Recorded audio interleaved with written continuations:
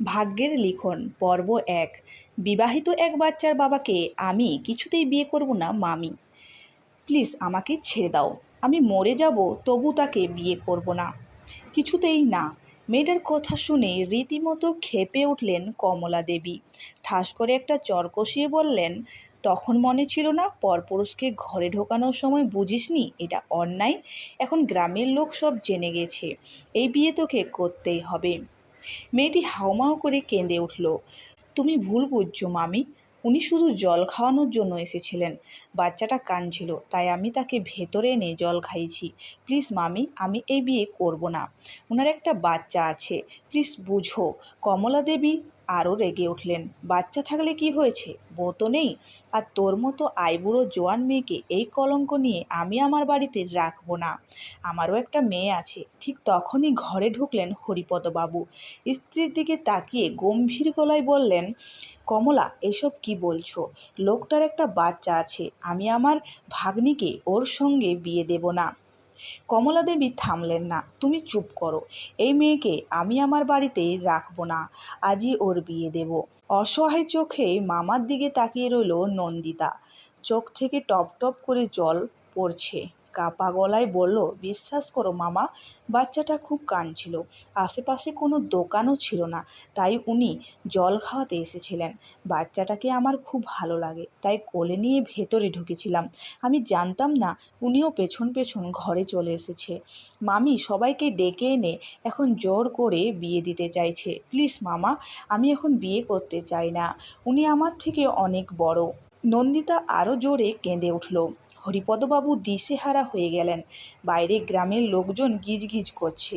কেউ কেউ ছেলেটাকে তার ছোট্ট মেয়েসহ আটকে রেখেছে। এমনকি পুরোহিতও ডেকে আনা হয়েছে। বিয়ে না হলে মেয়েটাকে এই গ্রামে রাখা অসম্ভব হয়ে যাবে, এই ভয়টা গ্রাস করল তাকে। নন্দিতার মা মরা মেয়ে, ছোটবেলায় বাবা দ্বিতীয় বিয়ে করেছিলেন। সৎমায়ের অত্যাচারে শৈশবটা শেষ করে হয়ে গিয়েছিল তার। 9 বছর বয়স থেকেই সংসারের সব কাজ তার ঘাড়ে চাপানো হয়। একটু ভুল হলেই ঝাঁটা বাড়ি। একদিন ছোট্ট ভাইয়ের জন্য গরম জল নামাতে গিয়ে ফুটন্ত জল পড়ে যায় তার পায়ে। হাঁটুর নিচের অংশটা ভয়ঙ্করভাবে পুড়ে যায়। তবু কেউ তাকে হসপিটালে নিয়ে যায় না। উল্টো রাতে বাড়ি ফিরে বাবা মারধর করেছিলেন তাকে। সারা রাত জ্বরের কাতরালেও কেউ পাশে দাঁড়ায়নি। শেষমেশ দায় এড়াতে তাকে তুলে দেওয়া হয়েছিল মামা হরিপদবাবুর হাতে। 5 বছর ধরে এই বাড়িতে আছে নন্দিতা, কিন্তু আজ সেই আশ্রয়ও যেন তাকে দূরে ঠেলে দিচ্ছে। হরিপদবাবু কাপা হাতে নন্দিতার মাথায় হাত রাখলেন। মা, একটা কথা রাখবি? নন্দিতা ফুপিয়ে বলল, বলো মামা। বিয়েটা করে নে মা, তুই ভালো থাকবি। ছেলেটাকে দেখে বড়লোক বাড়ির ছেলে মনে হচ্ছে। নিজের গাড়ি নিয়ে এসেছে, শুনলাম বউ নেই, একাই মেয়েকে মানুষ করছে। আমার মনে হয় তুই সুখে থাকবি। কথাগুলো শুনে যেন ভিতরটা ভেঙে গেল নন্দিতার। এতদিন যাকে নিজের আশ্রয় ভাবত, সেই মানুষটাই আজ তাকে অন্যের হাতে তুলে দিতে চাইছে। কিন্তু সে বুঝতে পারল এই কথাগুলো বলতে হরিপদবাবুর বুকটা ঠিক কতটা ভেঙে যাচ্ছে। সন্ধ্যা নেমে এসেছে চারপাশে। পুরোহিতকে ডেকে আনা হয়েছে।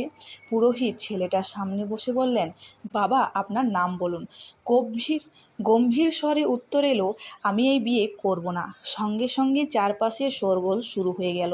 মেয়ের ঘরে ঢুকতে তো লজ্জা করেনি, এখন বিয়ে করতে আপত্তি? খারাপ মেয়েকে গ্রামে রাখা হবে না। চারিদিকে চেঁচামেচিতে ভয়ে কেঁদে উঠল ছোট্ট মেয়েটা। মেয়েকে বুকে জড়িয়ে অসহায় হয়ে বসে রইল সৌরভ সেন। তার মেয়েটা পরী, ছোট্ট থেকে শান্ত পরিবেশে মানুষ হয়েছে। এমন বিশৃঙ্খলা সে কখনোই দেখেনি। মেয়েকে শান্ত করতে গিয়ে হঠাৎ বলে ফেলল, কাঁদিস না মামনি, তোকে একটা মা এনে দেব। কথাটা বলেই থমকে গেল সৌরভ, কারণ এই একটি জিনিসের অভাব সে কোনোদিনই পূরণ করতে পারেনি মেয়ের জীবনে। চারপাশে তখনও নন্দিতাকে নিয়ে নোংরা কথা চলছে। শেষমেশ আর কোনো উপায় না পেয়ে সৌরভ ধীরে বলল, সৌরভ সেন, বাবা প্রদীপ সেন, মা মালবিকা সেন। বাইরে উঠোনে ততক্ষণে তড়িঘড়ি করে ছোট্ট করে বিয়ের আয়োজন করা হয়েছে। গ্রামের কয়েকজন মহিলা উলুধ্বনি দিচ্ছে, কেউ শাঁখ বাজাচ্ছে, অথচ পুরো পরিবেশটাতেই আনন্দের বদলে চাপা অস্তিত্ব। সৌরভ এক কোণে দাঁড়িয়ে আছে ছোট্ট পরীকে কোলে নিয়ে। মেয়েটা বাবার গলা জড়িয়ে চুপচাপ চারপাশ দেখছে। এরপর নন্দিতাকে বাইরে নিয়ে আসা হলো। লাল শাড়ি গায়ে জড়িয়ে দেওয়া হয়েছে তাড়াহুড়ো করে। এলোমেলো চুল, কান্না ভেজা মুখ আর কাঁপতে থাকা শরীর দেখে মনে হচ্ছে যেন তাকে জোর করে এই মণ্ডপে পোষানো হয়েছে। পুরোহিত মন্ত্র পড়া শুরু করলেন। আর পাশে ধূপের গন্ধ ছড়িয়ে পড়ছে। একসময় মালা বদল করানো হলো দুজনেরই।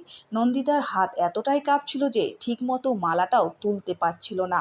তারপর এলো সেই মুহূর্ত। পুরোহিত সিঁদুরের ছোট্ট পাত্র সৌরভের হাতে দিয়ে বললেন, আজ থেকে এই মেয়েটির সমস্ত দায়িত্ব তোমার। স্মৃতিতে সিঁদুর পরিয়ে তাকে তোমার স্ত্রী হিসেবে গ্রহণ করো। কথাটা শুনেই সৌরভ কিছুক্ষণ স্থির হয়ে রইল। তার চোখ একবার গিয়ে পড়ল নন্দিতার কান্না ভেজা মুখে। মেয়েটার চোখ বন্ধ করে বসে আছে, গাল বেয়ে নীরবে জল গড়িয়ে পড়ছে। চারপাশ নিস্তব্ধ হয়ে আসলো। সৌরভ ধীরে ধীরে হাত বাড়ালো, কাপা হাতে এক চিমটি সিঁদুর তুলে নন্দিতার স্মৃতিতে পরিয়ে দিল। লাল সিঁদুরের রেখাটা নন্দিতের সাদা কপালে ছড়িয়ে পড়তে চারপাশে উলুধ্বনি আর শাঁখের শব্দ উঠল। কেউ বলল বিয়ে সম্পূর্ণ হলো, কেউ ফিসফিস করে নোংরা মন্তব্য করলো। আর নন্দিতা, তার মনে হলো ঠিক এই মুহূর্তে যেন তার পুরো জীবনটাই শেষ হয়ে গেল। বাইরে থেকে সে নিচুপ, কিন্তু ভেতরে ভেতরে পুরোপুরি ভেঙে পড়েছে। অন্যদিকে সৌরভও চুপচাপ দাঁড়িয়ে রইল। তার কোলে থাকা ছোট্ট পরী হঠাৎ নন্দিতার দিকে তাকিয়ে নিষ্পাপ গলায় বললেন, মা। পরবর্তী পর্ব আপডেট পেতে চ্যানেলটিতে সাবস্ক্রাইব করে রাখুন।